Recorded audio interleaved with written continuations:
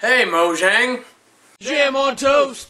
I really thought we were turning the bend with the server and everything. Finally figured out how to use item craft and get Mo creatures on it in multiplayer for Minecraft. And then Mojang does an update. I understand they're just trying to make the game better and push forward, but if this is really their intent, then they would have incorporated things like Mo creatures, humans plus, any of the other half a dozen mods that are out there. But they're not. They're making people jump through hoops trying to get this stuff taken care of. I haven't even put paint on models in forever. It's not going anywhere, and I'm not buying any new models for a little bit. One of my friends is a math education major. Recently we got into some deep conceptual conversations. If you know me at all, I feel like I get enough of them. John, I gotta commend you. It really takes a lot to admit that you need work, and I'm very proud of you for taking that first step. You admitted you have a problem. The next step is to be active about it. Try to do a little showmanship. Smile and dance around for the camera. I don't know. Anyways, get off your ass. That's my next suggestion. Get loose.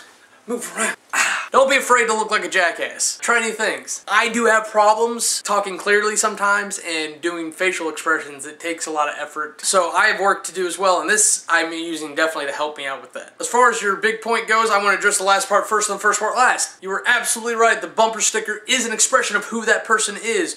What message they are trying to convey may not be the message that they end up conveying, but nonetheless, it does convey a message. Just like a little shirt that you're wearing conveys a message. Chick magnet. Several things that could mean. The point is that it does send a message that you intended to make, whether or not you intentionally intended to make that intention, and a perceived intention by the viewer, which could mean a half a dozen things. If you'll notice, I don't have logos on almost any of my stuff, mostly because I hate adverts, and I'm not going to pay somebody else to be a billboard. Doesn't make any sense to me. Secondly, if it's really clever or I really enjoy that product, why not? I just haven't found anything that I'm willing to go to the effort to buy to promote. Eventually I'll get my shirts made and I'll wear that. Completely ignoring the fact, I think people are kind of dumb for believing in a book that was written in an era where most of the people were high and drunk and or illiterate majority of the time, just because their parents believed it and their parents would never lie to them. Santa Claus! We'll move past that. Let's focus on that very special day that we meet up on at the end of the year, December 25th, Commercialism Day. It's been a long time since the pagans had winter solstice, you know what I'm saying? And it wouldn't have anything to do with the drunk guy handing out toys. That was a symptom. And the fact that he was Saint Nicholas kind of infers that it was a Christian thing, so it was probably a later era anyways. Where it originated was when the pagans saw winter coming and all the things began to droop, except for these very special trees called the evergreens. They saw all the life dwindle out and flow into these magical trees. So they'd go and kill one, bring it into the house to sustain the life energy for themselves and their home and the trees themselves. And then at the end of the season, as it began to dwindle, they would drag it back outside to release it and spring would show up. So essentially they thought they were taking care of nature while it slept. They're just as dumb as the other guys. If you'll notice, nothing in that explanation had to do with Jesus. By all accounts, he was born closer to Easter than Christmas. I believe the Romans were the ones who actually moved the date to coincide with the pagan holidays because they were trying to get more people on board with Christianity at the time, because at that point the Romans had hijacked Catholicism, were taking it mainstream, just so they didn't lose the popular vote. If you study anthropology or religion at all,